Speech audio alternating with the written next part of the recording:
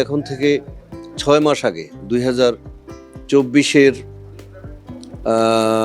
জুলাই মাস থেকে যখন আমি আবার ক্লাবে নিয়মিত আসা শুরু করি এবং ক্লাবের এই সকল অন্যায় অনিয়মের বিরুদ্ধে প্রতিবাদ করে আমি আমার প্রার্থিতা ঘোষণা করি। আরেকটি দুর্ভাগ্যজনক বিষয় ছিল তারা ২০২৩-এর এজিএমকে ক্লাবের এজিএম না করে তারা চাপে পড়ে আবার নির্বাচনের তারিখ ঘোষণা করে নির্বাচন কমিশন গঠন করে। ঠিক সেই সময় জনৈক সম্মানিত সদস্য আমাদের ক্লাবের একজন সচেতন সদস্য তার উকিল নোটিশের মাধ্যমে আমরা জানতে পারি ২০২৩-এর এজিএমটা তারা করায় নাই, ২০২৩-এর এজিএমটা তারা ড্রপ করে ২০২৪-এর নির্বাচনে চলে গেল।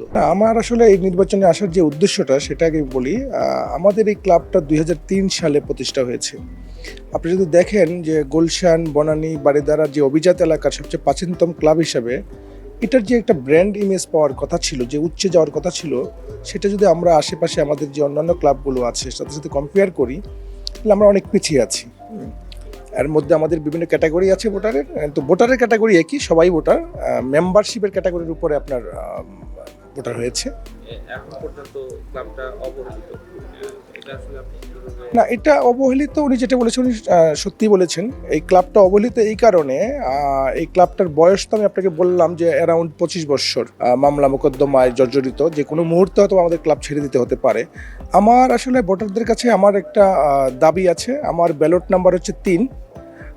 এই ৩ নাম্বার ব্যালটে আপনাদের সুচিন্তিত মতামত দিয়ে ২২ তারিখে আমাকে যদি জয়যুক্ত করেন।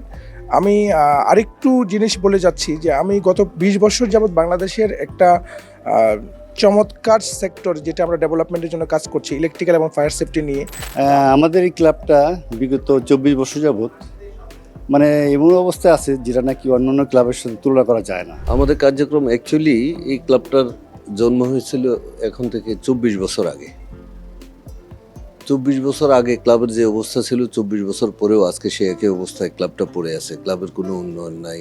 ক্যাপিটাল রিক্রিয়েশন ক্লাবের সকল সদস্যবৃন্দকে সবিনয়ে অনুরোধ করব, আসন্ন নির্বাচনে আমি এবং আমার সাথে যারা পরিচালক পদপ্রার্থী হয়েছেন সবাইকে ভোট দিয়ে ক্লাবের একটি সুন্দর ভবিষ্যৎ গড়ার জন্য আমাদের পাশে থাকবেন এবং ভোট দিয়ে আমাদের সবাইকে নির্বাচিত করবেন।